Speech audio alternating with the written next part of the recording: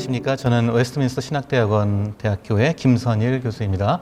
오늘 저는 명예 수치 관점에서의 복음 제시에 관한 고찰이라는 논문을 간단하게 발표하도록 하겠습니다.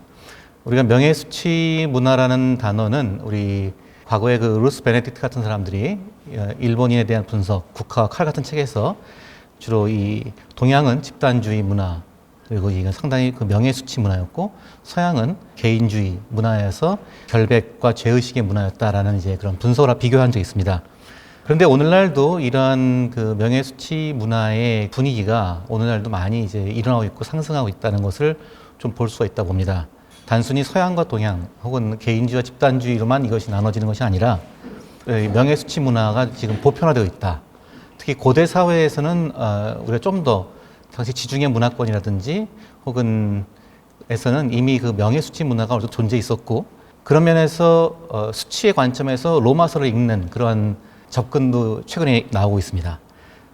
현대 서구 사회에서도 이 수치 문화가 다시 돌아오고 있다, 귀환하고 있다 이런 분석이 있어요.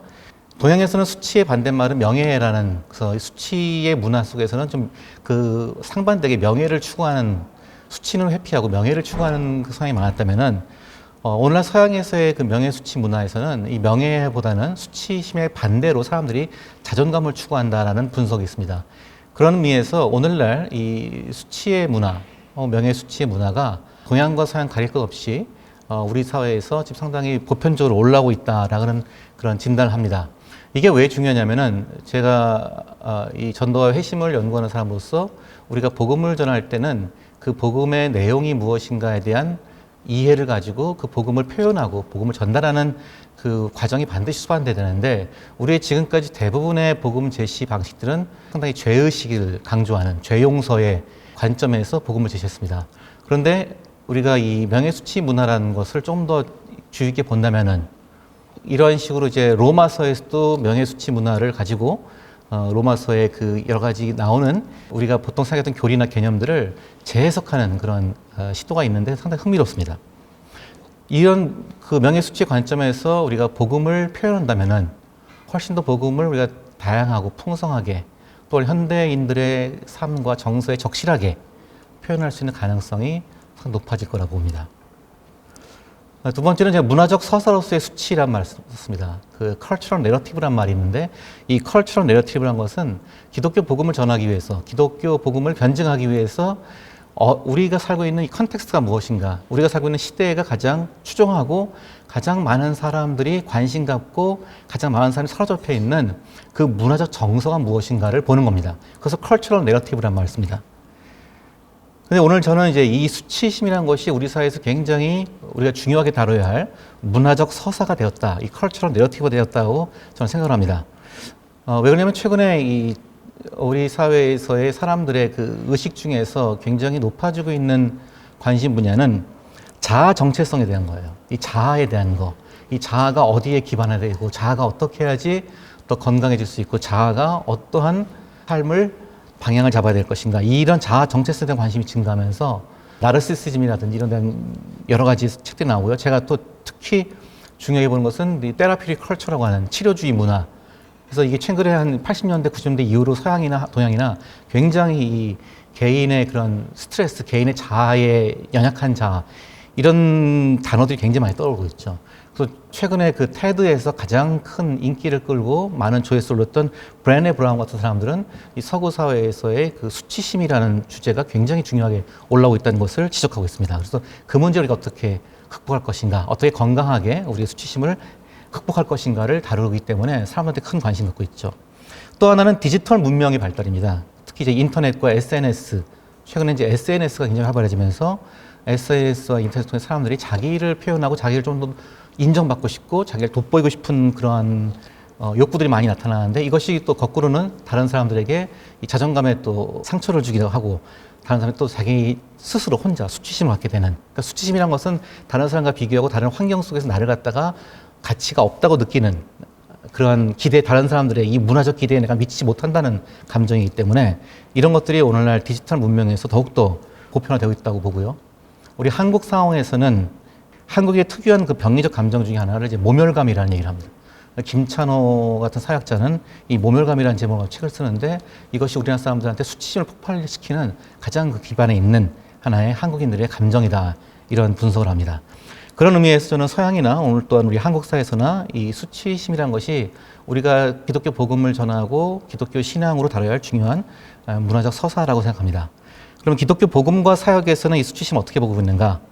첫 번째로 신학적 죄의식과 수치심의 관계를 우리가 좀 생각할 텐데, 먼저 이 수치심이라는 것이 본질적으로 죄를 대체하거나 그러니까 인간과 하나님의 관계가 파괴된 그 죄를 이 수치심으로, 인간이 하나님께 불순종했던 것을 이 수치심으로 대체를 시키면 안 된다는 거죠. 죄의 다른 표현은 아니고 죄의식과 이 우리의 신학적 본질적 죄라는 개념은 좀 구분해야 될 것 같습니다. 행동에 의한 죄의식이 아니라 하나님과 관계에서의 어긋남으로 죄라는 것을 생각할 때는 수치심은 그 죄를 대체하는 것이 아니라 죄로 인한 근본적 인간 내면의 결핍을 수치심이라고 볼 수 있을 것 같습니다. 이것에서는 창세기라든지 이런 것들을 이렇게 주석하고 또 수치 관점의 창세기를 보시는 분들은 그 인간의 타락과 불순종에서 가장 원초적 감정이 수치심으로 나타나는 것을 또 주목하기도 하죠. 그래서 저는 이 복음 사역의 과제로서 이것이 수치심이 죄의 하나의 굉장히 근본적인 내면적 결핍을 가리킨다면은 이 복음 사역의 과제로서 수치심을 우리가 좀 주목해야 한다고 봅니다. 이 죄의식이라는 것이 그동안은 우리가 죄라는 것이 법정적 언어로 많이 쓰였습니다. 그러니까 이 팀 켈러 같은 분은 그런 얘기를 하는데 속죄의 언어를 몇 가지를 얘기합니다. 그러니까 성경에 나오는 속죄의 언어들을 한 5가지 얘기하는데 그 중에서 한 중요하게는 법정의 언어 혹은 성전의 언어 이런 얘기를 합니다. 법정의 언어는 우리의 그 죄의식 문화 속에서 굉장히 우리한테 적실하게 다가오는 언어일 수 있다는 겁니다. 성전의 언어, 그러니까 그리스도께서 나를 대신해서 정결한 완전한 희생 제물을 되셨다는 것은 이 수치의 문화에 있는 사람들에게 해방을 줄 수 있는 언어가 될 것이다 이런 말합니다. 저는 아마도 추방의 언어 같은 것, 누가복음 15장에 나오는 돌아온 아들의 이야기 같은 것도 이 하나의 그 수치 시대의 수치의 문화에서 우리에게 상당히 적실할 수 있는 언어가 아닐까 생각합니다. 그런 면에서 이제 로마서를 본 그 잭슨 우라고 하는 학자는요, 로마서를 명예수치 문화에서 볼 때 수치 문화에서 굉장히 재미있는 게 체면에 대한 건데, faith라는 거죠. saving faith냐, losing faith냐, 체면을 살려주냐, 체면을 잃으냐. 그럴 때 이 하나님의 영광에 이르지 못한다는 그 로마서에서 우리 죄에 대한 지적이 바로 이 수치의 문화에서는 우리가 새롭게 볼 수 있다는 거예요. 그러니까 이게 하나님께 우리가 명예를 훼손했고 하나님께서 원래 인간을 지으시고 인간과 존귀한 교제를 나누셔야 되는데 이것을 상실시킨 것이 하나님의 영광에 이르지 못한 것이다라는 표현으로 볼 수 있다는 거죠. 그런 의미에서 명예수치 문화에서 이 수치심을 우리가 죄의 중요한 표현으로 보고 복음 전도를 한다면은 일단은 이 수치심이라는 것은 우리의 외부에서부터 나의 가해지는 내가 당하게 되는 경험이기 때문에 외부적인 인정과 외부적인 존중이 필요하다는 거예요. 수치심을 극복하기 위해서는. 그래서 이 수치심에서 중요한 복음 전도의 저는 키 접촉점은 신분의 변혁이라는 것. 우리가 하나님의 은혜로 구원받음으로써 우리의 신분이 변화되었다는 것. 두 번째로는 우리를 품어주고 우리를 인정해주는 공동체가 있다는 것. 그 공동체에 내가 소속될 수 있다는 것. 이런 것들이 명예수치문에서 굉장히 중요한 복음 전도를 위한 하나의 기반이 될 것이고 또 하나는 이야기라는 것입니다. 이 수치는 오랫동안 나를 존중받지 못하고 나를 인정받지 못한 경험들이 이야기로 내 신경세포에까지 막 들어가 있다고 그래요. 그래서 우리가 새로운 이야기를 통해서 나를 존중해주고 나를 사랑해주는 이야기를 통해서 이 수치의 경험을 극복하는 것들이 굉장히 중요할 것이다라는 생각을 합니다. 마지막으로 명예수치 문화에서의 복음주의 사례들을 제가 한 3가지 가져왔습니다. 하나는 존귀함의 회복이라고 하는 것이고요. 이거는 미국의 그 크루라고 하는 미국 CCC의 다른 이름의 사역단체인 크루에서 최근에 이 연구를 많이 하고 있습니다. 그래서 이 수치심이라는 관점에서 수치와 명예라는 관점에서 일종의 사형리 같은 것들을 다시 재구성하는 그런 작업을 했고요. Back to God's Village라고 하나님의 고향, 아버지의 본향으로 귀환이라고 해서 이것도 성경의 서사를 가지고 다시 그 명예와 수치 관점에서 제시하고 있습니다. 그리고 3D 가스플에서 이건 명예 수치 문화, 죄의식과 결백의 문화, 그리고 두려움과 권력의 문화, 이건 또 이제 어느 유진 나이더라고 하는 선교학자가 하나 더 추가했는데 이런 각각의 이 문화 속에서 복음을 새롭게 제시한다는 이 3가지를 얘기합니다. 재밌는 건 이 3가지 복음제의 사례들이 다 그 제이슨 조지라고 하는 중앙아시아 선교사 출신의 그분이 다 이걸 지금 고안했다는 얘기인데 그러면서 앞으로 좀 더 많은 사람들이 좀 더 풍성하게 이 명예수치 관점에서의 복음 제시에 한번 관심을 가져볼 만한 저는 중요한 영역이라고 봅니다.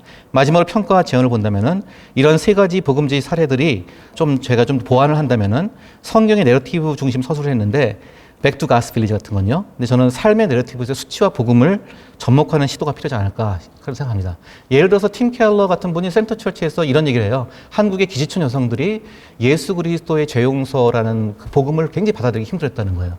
한국 선교사님, 아마도 하비칸 선교사님 얘기하는 것 같은데, 그래서 이 선교사가 다시 어떻게 전했냐면은 하나님의 선택과 은혜, 하나님의 예정과 은혜라는 개념을 더 강조했다는 거예요. 근데 기지촌 여성들은 자기들이 지나온 삶에 대한 굉장히 그 죄책감과 부끄러움이 너무 많아서 이거는 스스로 어떻게 회복될 수 없다고 보는데, 하나님이 나를 택하셨고 하나님의 섭리와 하나님의 선택이 내 인생을 주관한다는 것을 말하니까 이 가부장적이고 위계적인 권위 속에 있는 사람들은 그것이 나에게 큰 삶을 변화에 그 주된 동력이 된다는 것을 인정했다는 거죠. 그러면서 복음이 들어가기 시작했다, 이런 얘기를 합니다.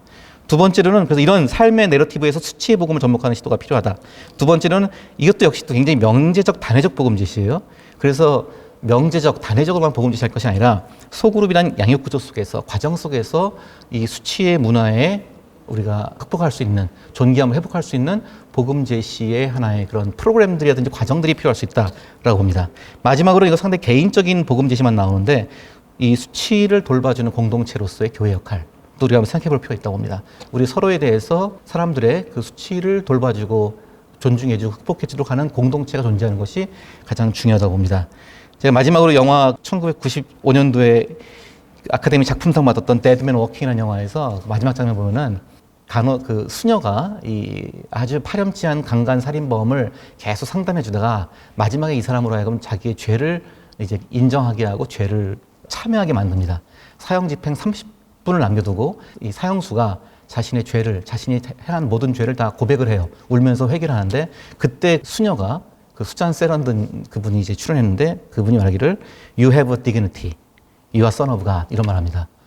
그래서 저는 이 죄와 죄 용서와 믿음의 길에서 우리가 굉장히 중요하게 들려져야 할 선언은 당신의 존귀함이, 당신이 하나님의 자녀 되었음이 이제 이 그리스도의 복음 안에서 선포되었다는 것을 알려주는 것이라고 생각을 합니다.